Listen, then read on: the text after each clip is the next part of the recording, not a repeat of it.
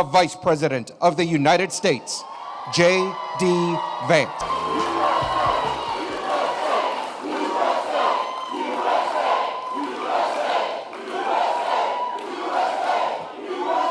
Thank you. Please, you guys, what a crowd. We love you too. Thank you guys. It's good to see you. It's great to be back in the great state of North Carolina. Thank you all so much for having me. I want to thank, first of all, these incredible law enforcement officers we have behind us. Thank you all for your service and for what you do. It's a good-looking crew. It's a little hot in here. If those of you who are watching at home don't know, it's a little hot in here. And they've got their navy blue uniforms on over here. I bet they're even hotter than we are, standing up there under the spotlight, but they've done much tougher jobs, I think, before. So we're thrilled to have you guys here. And I just wanted to say to all the law enforcement who are in this building, to all the law enforcement who are watching at home, we love you, we're grateful to you, and we're always going to stand behind you. Thank you. You guys. Now, I have a few other thank yous before we get to the meat of what I wanted to say here. First of all, we're in this incredible hangar, and it belongs to Dennis and Kay Yates. Where are Dennis and Kay at? Where are you guys? Thank you all so much. Thank you guys for having us. And of course, we're also thrilled to be joined by the hangar's previous owner, Jack Rouse. So Jack, thank you so much for building this thing and for having us. It's good to be here. Now, I'm joined by one of my favorite former Senate colleagues, and that is the great Senator Ted Budd from North Carolina. Ted, thank you so much. A very good guy. And I assume we have some other Republicans in here, so are we going to send Ted Budd a great fellow senator and Michael Whatley from the state of North Carolina?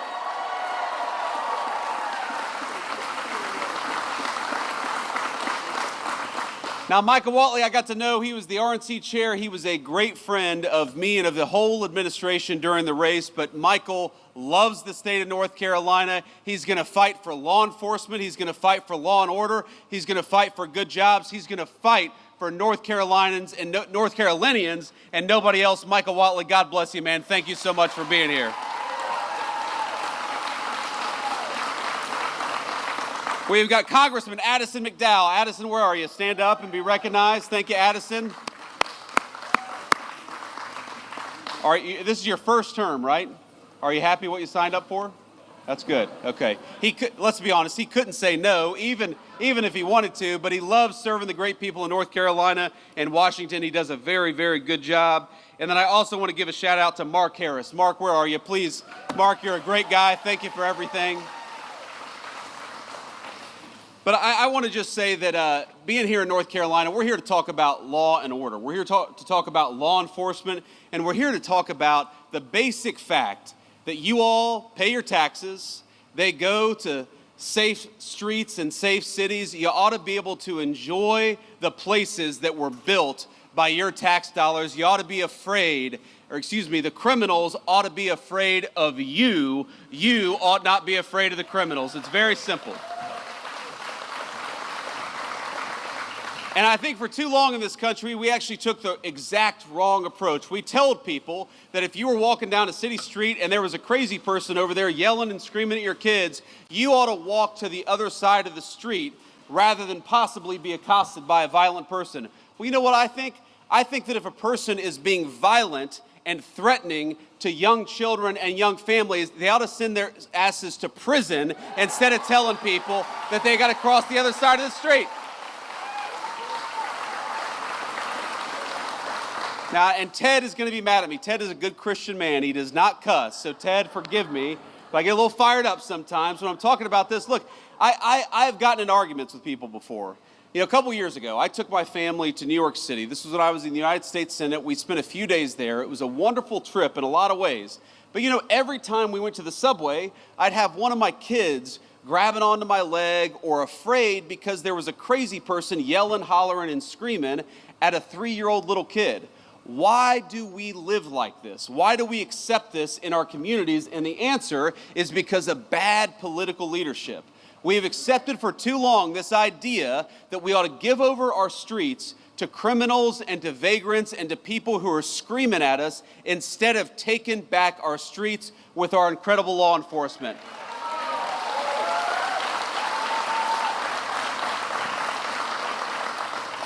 And there are so many things that we can do. You know, in Washington, D.C., the first 2 months that we surged the National Guard, that President Trump surged the National Guard into Washington, D.C., there were no murders.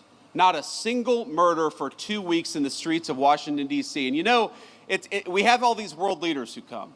And we'll tell them, you know, we haven't had a murder in Washington, D.C. in 2 weeks. And these world leaders will look at us and say, is that supposed to impress us? Like, that doesn't sound very good. But you know, to Washington, D.C., which averaged last year a violent murder every other day, 2 weeks without a murder was a hell of a track record. And then we just surged the National Guard to Memphis, Tennessee. Again, a Democrat city in a red state, but where the mayor said, we are sick of our people being afraid to walk safely on the streets, so why don't you help us?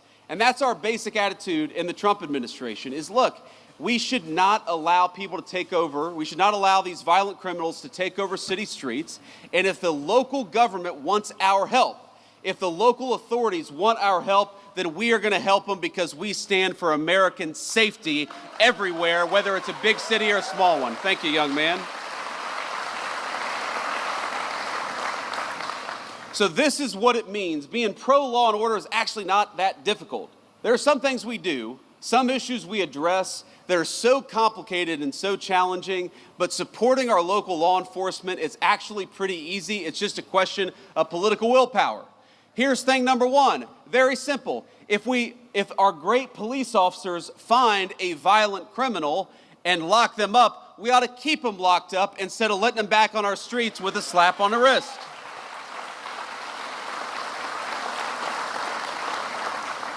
That means we want to give our police officers the very best equipment and the very best protection anywhere in the world. We want you guys to have the very best, and we're going to fight every single day to make sure that they have it.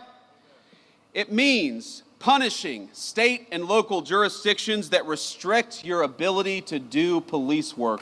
They just want to do their jobs. They ought to be allowed to do it. And it means pursuing enhanced sentences for violent criminals, like the violent criminal who murdered that poor innocent girl in Charlotte, North Carolina just a couple of months ago. And I'm going to talk about her for a second because I think we got a beautiful baby over there. How you doing, ma'am? Yeah, I would like to. How old is she? 6 months old. Beautiful. Thank you. Thank you for bringing her. We want law and order for her above all else, right? That's why we're doing what we do.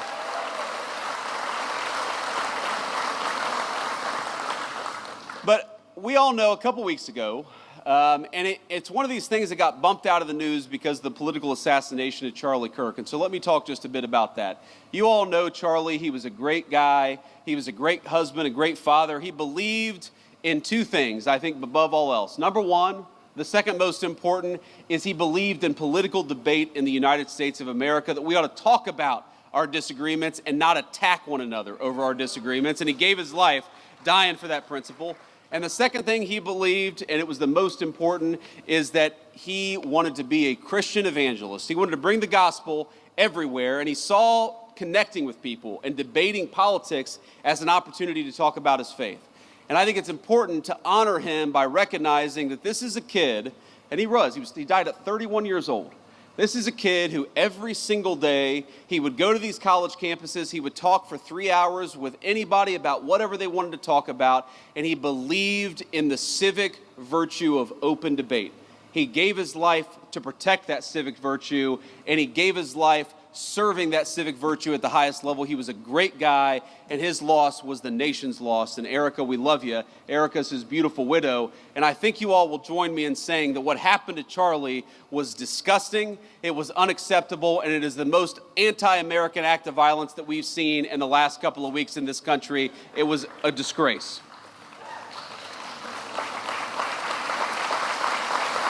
But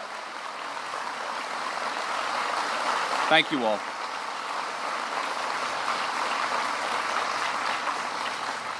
I appreciate that, and the thing is, it actually bumped out of the news this terrible story in Charlotte. And here's the basic summary, as far as I can recall it, is you have a violent criminal who has been arrested 14 times, often for very violent offenses, who gets on a bus with an innocent young girl, 22 years old, and slits her throat and she dies. She died because she was coming home from work. She worked at a pizzeria.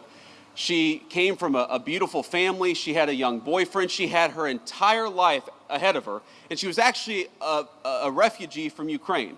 So she came from a war-torn country. She sought shelter in the United States of America, and because of soft-on-crime policies, she was murdered here, not in the war-torn country she came from. Isn't that a disgrace? And isn't that an insult to the incredible law enforcement officers who arrested this person 14 times? They did everything that they could to keep this thug off the streets, and it was the political leadership that failed, and we got to be honest about that.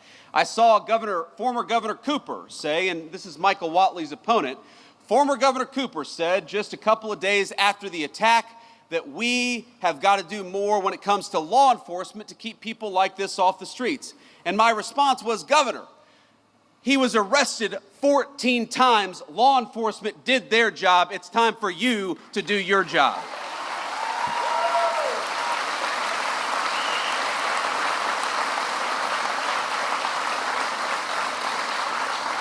And it's so amazing to me, political Democrats, I don't think it's all Democrats. I actually think most Democrats want what most Republicans want, which is safety in their communities, but they always manage to turn issues of crime into a distraction about race. They always try to say that law enforcement, locking violent criminals up, is inherently racist. And I got to be honest with you, that's an insult to white people. It's an insult to black people too, because all of us just want to live safely in our communities. It doesn't make an ounce of sense to me.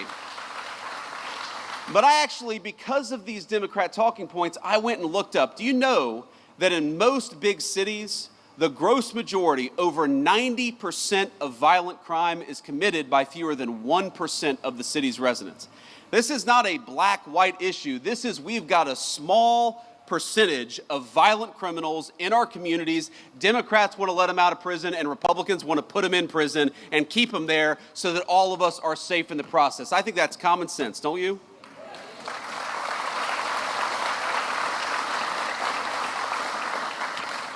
So I also got to talk a little bit about another law and order problem. I said Charlie Kirk's assassination was the most political and disgusting violence that we've had in this country in the last couple of weeks. And that was true maybe until this morning, because I don't know if you all have followed the news, and we're still learning a little bit about it.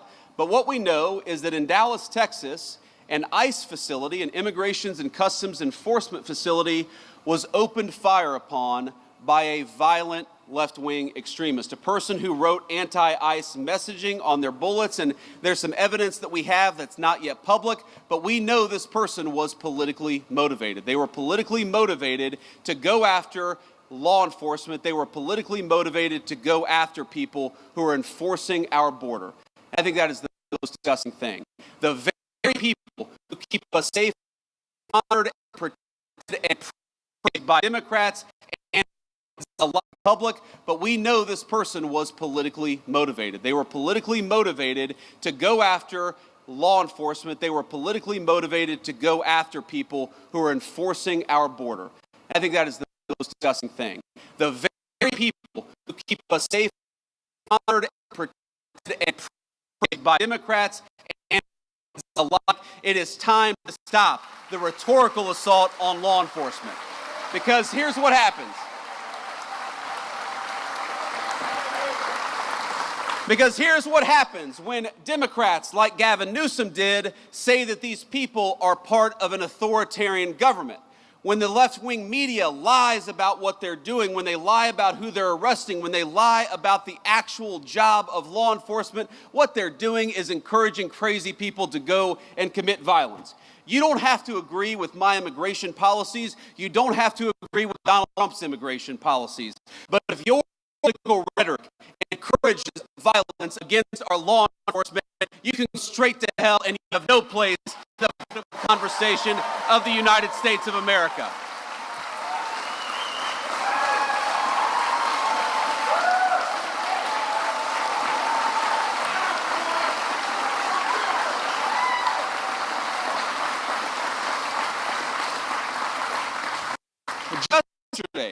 Just yesterday, NBC News, maybe the worst of all the fake news, and I'm sure we have an NBC reporter out there. It's a tough competition, but maybe the worst, I said maybe the worst, is NBC News. And they said that immigration enforcement, you know what they said? That immigration in order to get to that girl's father. Turned out that story was a complete fabrication. It was a complete dishonest lie. But when you go around and lie about our law enforcement and you tell them that they're mistreating 5-year-old girls, what do you think is going to happen? When Democratic politicians incur doxing, when they encourage us to unmask ICE enforcement officers, what do you think is going to happen? When the mayor of Los Angeles encourages violent protesters to get in the face of our law enforcement, what do you think is going to happen? What's going to happen is political violence, and political violence has gotten out of control in this country. We got to stop it. We got to condemn it. And that starts, unfortunately, at the very top of the Democratic Party. If you want to stop political violence, stop attacking our law enforcement as the Gestapo. If you want to stop political violence, stop telling your supporters that everybody who disagrees with you is a Nazi. If you want to stop political violence, look in the mirror. That's the way that we stop political violence in this country, and we've got to do it.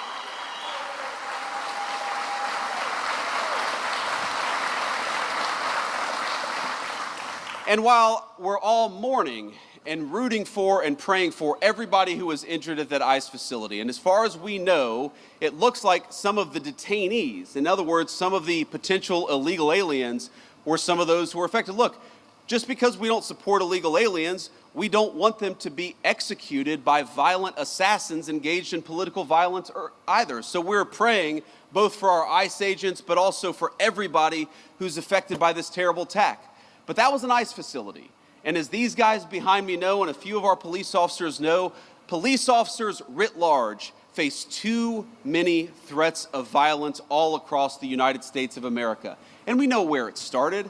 We all remember the summer of 2020 when all of these violent protesters were encouraged to treat police as the enemy instead of as the solution. You'd take 1,000 police officers, you'd find one person who didn't do something perfect and use that one guy to tarnish the other 999 police officers. Well, I would like everybody, whether a Democrat, a Republican, or an independent, especially those in political leadership, can we all just agree that our police officers are heroes, that they are public servants, and that the first and most important step of keeping all of us safe is to keep our police officers safe, because they are the thin blue line between civilization and chaos. Thank you all.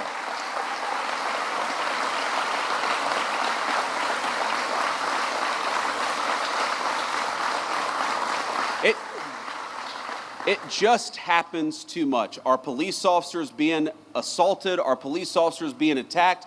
You have these crazy attacks where you have a cop in a squad car who's enjoying their lunch break, and somebody comes up and summarily executes them before the cop even had a chance.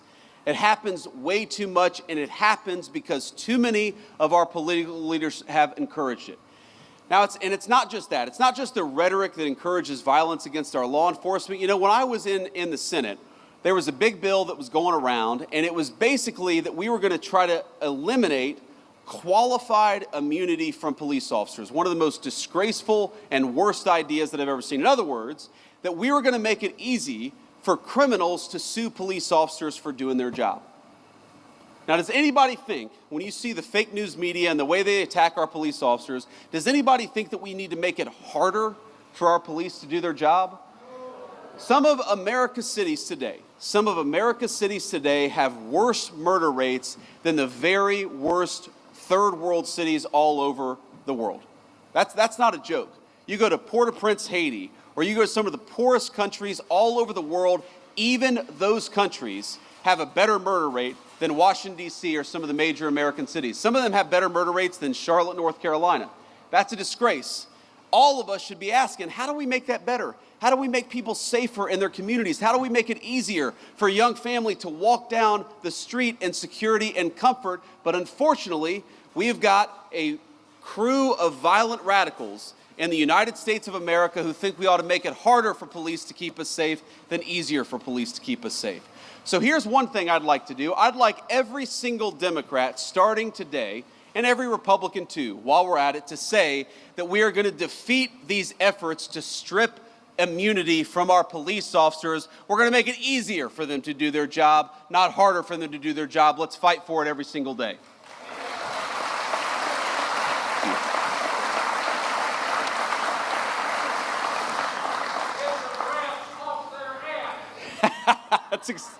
That's exactly right, sir. That's exactly right. You can say that, but I can't. I've hit my quotient for cuss words today. I don't want Ted Budd to disown me, so I'm not going to say that, but we can run the clip back later. But let me just leave you with one final thought here. Look, I was asked earlier today by a reporter I actually like, but a reporter who said, well, don't both sides have crazy people? And of course, obviously, country of 330 million people, of course, both sides have crazy people.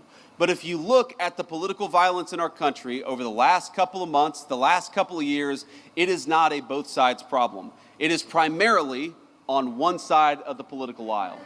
So if we are going to truly go after the political violence in this country, we need the Democratic leadership of Washington, D.C. to look in the mirror.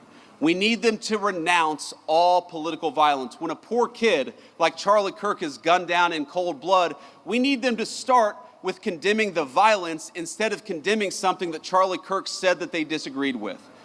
When you have an entire network of left-wing organizations that encourage, that promote, and that apologize for violence, you know what you're going to get out of it? You're going to get political violence. So here's my sacred obligation to you, to all the law enforcement, but every person, whether they wear a uniform or not.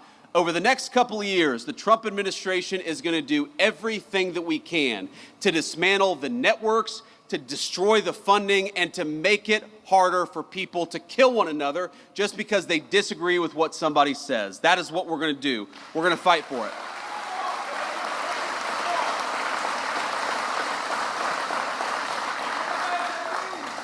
Let me just leave you with this one final thought. Now, most of the time when I go around to events like this, I'm talking about our big, beautiful bill, our working families tax cuts. And I want to leave us just with a reflection on that, because while we're talking about law and order today and we're honoring the police, one of the ways in which we rebuild the American dream is by allowing you to keep more of your hard-earned money.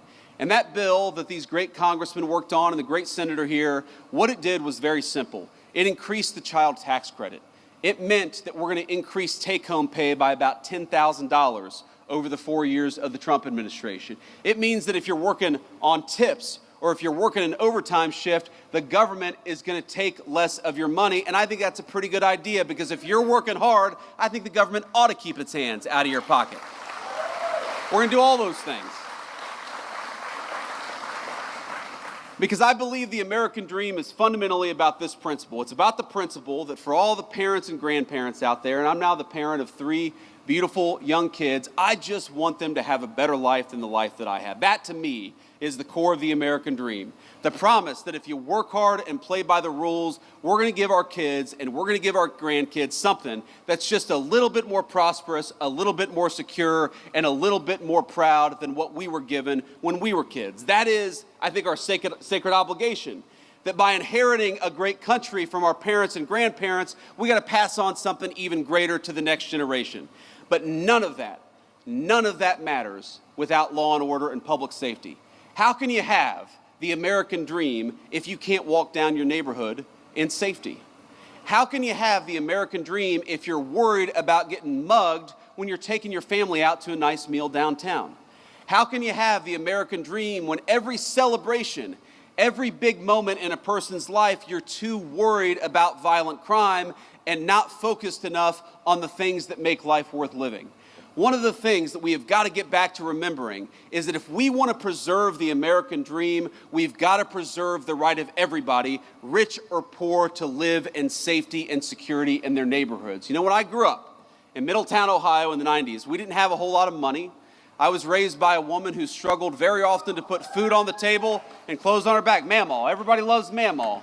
Most of all me. But you know what? For all of the problems that we had, for all the times that Mamaw was worried about where our next meal would come from, for all the times that Mamaw was sometimes terrified that she wouldn't be able to make an important bill payment, we never worried about public safety. And the reason we never worried about public safety, the reason she knew I could go across the street and play in the park in safety and comfort, is because we had something in this country. And that was a recognition, Democrat and Republican, that we stood with law enforcement and we stood with their mission. It didn't matter what your political affiliation was. We wanted to support people who kept our communities safe. And that's something we've gotten away from, because a lot of the people who report on the news, a lot of the people who actually make policy in Washington, D.C., let's be honest, they are wealthy people who can block themselves off from the consequences of the policies they impose on the rest of us. Now maybe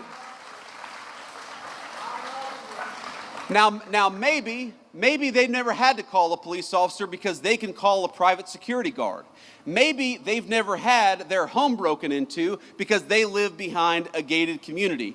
Maybe they don't have to worry about walking down the streets of a city safely because they've got a driver in a big fancy car who can take them from point A to point B, but that is not true of the gross majority of our citizens. So I want to tell you, when I talk about protecting the American dream, when President Trump talks about fighting for the American dream, at the very top of that list is fighting for your ability, whether you're rich or poor, to be safe in the home that you love. It is our sacred obligation, it's their sacred obligation, and we're going to work for it every single day. God bless you. Thank you for having me.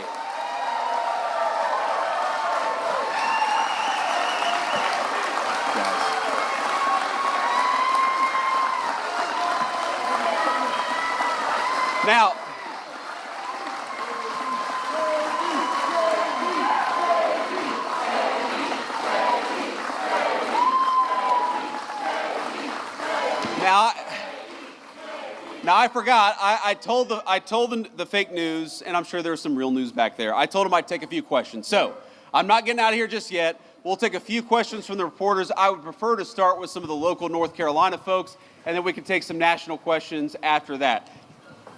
Do we have a microphone back there? Hey, Vice President.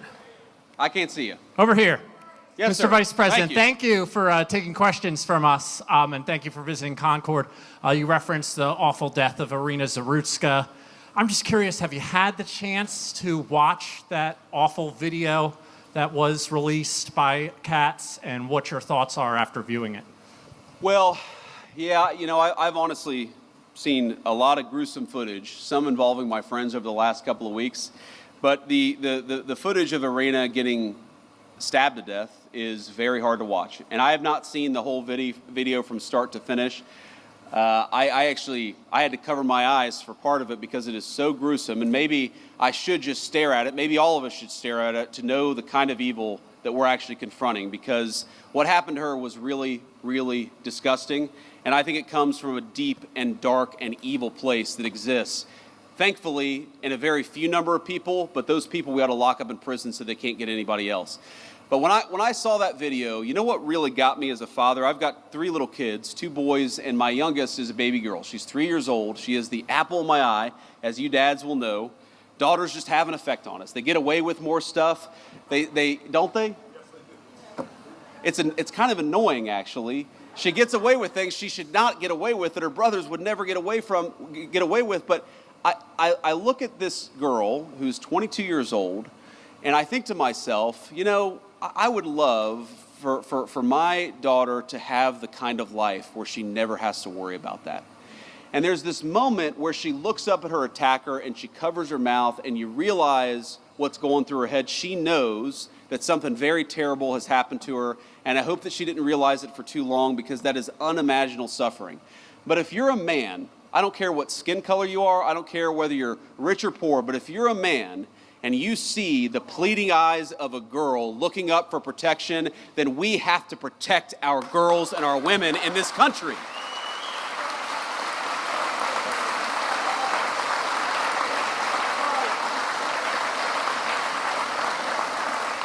And that was my reaction to it. That was my thought when I watched it. Now, young man, this is a very earnest young man. He doesn't look like a journalist to me, but go ahead and shout out a question, because I'm not going to deny that level of energy and that level of passion. First of all, what's your name? Henry. It's good to meet you, Henry. Ask your question, please.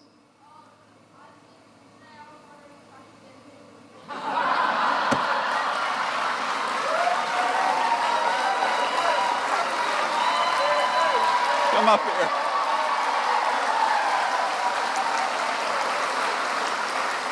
Henry said, I skipped school. Can I have a picture with you? Well, I guess you got to have some excuse to skip school, so I might as well get a photo with Henry. Come here, buddy. Good to meet you, man. How old are you? I'm 12. 12, all right. Okay. This...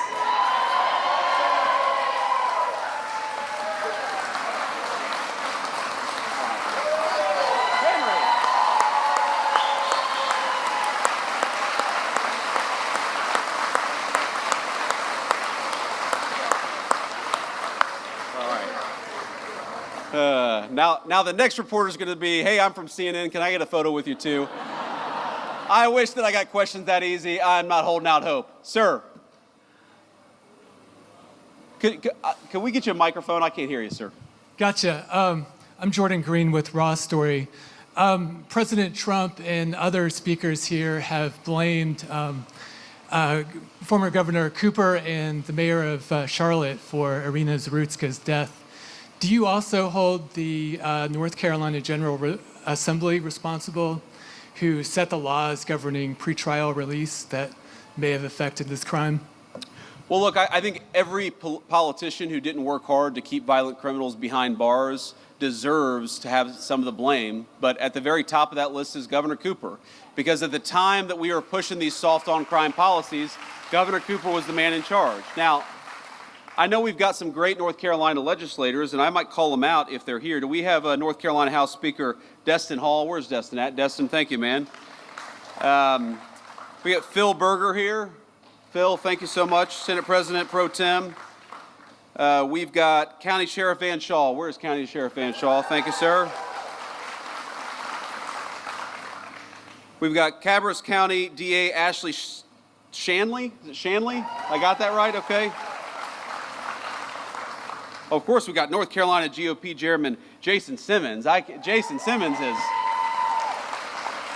that's a celebrity in the Trump White House there. North Carolina Labor Commissioner Luke Farley. Luke, where are you? Luke, thank you. And I know that our great North Carolina local legislators here have worked very hard to solve some of these soft-on-crime policies and make it harder to let violent criminals out so easily, and to demand that when you have a violent criminal who goes in, the person stays there and doesn't get a slap on the wrist and released to commit more crime in the community. That's what we want. We don't want a criminal justice system that goes after innocent people. We also don't want a criminal justice system that lets obviously violent felons out of prison without any real consequences. It's just very simple. And again, I go back to the statistic where we have got such a small number of people who commit so much of the violent crime. If we just locked them up, and I mean, look, I believe in repentance and I believe in forgiveness, but I believe that forgiveness often only comes on the other side of real punishment and real regret, which is why we got to lock some of these guys up in the first place. So yeah, I blame the political leadership, and I can't get over a governor who pursued soft-on-crime policies, Roy Cooper, who pursued soft-on-crime policies, who let violent criminals out of prison, and then after Iryna was murdered, to have the audacity to blame our law enforcement. Law enforcement arrested this guy 14 times. They did their job. It's time for the politicians to do their job too. Next question. Vice President Vance, thank you so much for taking questions. I'm Casey Jones from WCCB Charlotte. When it comes to cracking down on crime in cities like DC, Memphis, Chicago, sending the National Guard, what specific metrics does the administration use to decide where those resources go? And can we expect that kind of response here in Charlotte anytime soon? Well, look, if the mayor of Charlotte and the governor of North Carolina asked for our help, we would absolutely send it because we believe in helping people regardless of whether they're Democrats or Republicans.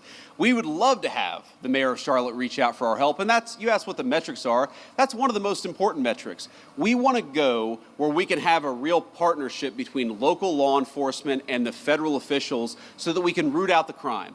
And that goes to the second metric. What is the most important thing? You can tell how many people are being murdered in a community. You can tell how many carjackings there are. You can tell how many armed robberies there are. There's way too much violent crime happening in our country. And when we look at an American community, again, we don't care about their politics.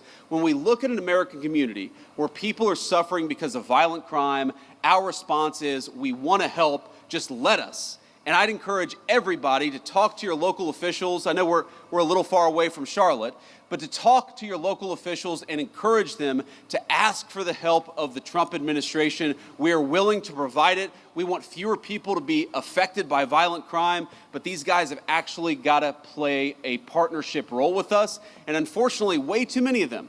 Some of these people, it's crazy. They are ruling over cities that have violent crime rates that are worse than Mogadishu. And they say, no, we don't want Donald Trump to come in. Well, excuse me, if you don't need the federal help, then why is your murder rate so terrible in the first place? You do need the help, you just need to admit it. Thank you, Casey. Next question. Vice President, Michael Warwick, I'm with WBTV. Welcome to Race and Country, first of all. Iryna's law was just passed by Republican lawmakers. It's now on Governor Stein's desk. It addresses cashless bail. It would allow magistrates to involuntarily commit people who they believe to be sick. However, opponents of that bill don't think it goes far enough for the mental health side of things. It also opens the door to the death penalty, which I know some opponents are against. Why would you encourage the governor, politics aside, to sign that bill?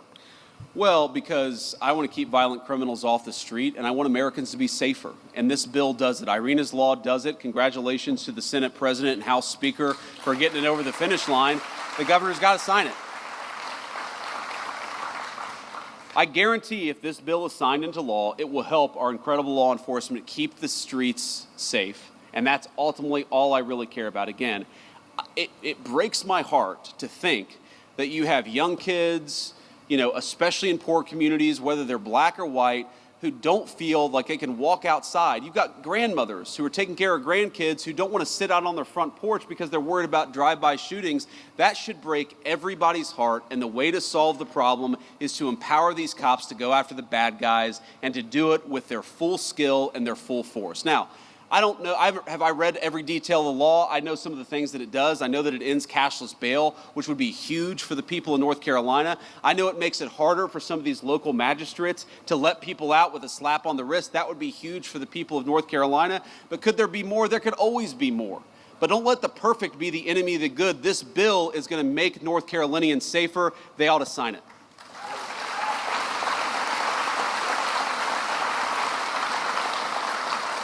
Hi, Mr. Vice President. It's Kit Maher representing the White House TV pool today. I just have two national questions for you, if you'll allow it. Go ahead. Number one, on Ukraine, President Trump said that Ukraine can fight and win back its territory. Could you explain the shifting stance there from stopping the bloodshed immediately, ending the war, and now saying that Ukraine should fight? Is that a tactic to pressure Putin back to the table? We'll go ahead and do the second question. Yeah, second question. Last year, when I was covering you on the campaign trail, you told Joe Rogan that the difference between Harris and Trump is that Trump is not trying to censor his fellow Americans. Wondering if you can square your fervent belief in free speech with what's going on now with Jimmy Kimmel and the FCC pressure. I'd love to hear your thoughts on both of those. Well, look, on the free speech conversation, I'm pretty sure that Jimmy Kimmel was back on the air last night. And to the extent that he's not back on the air, it's because he's not funny and has terrible ratings. This is not a federal government problem. This is...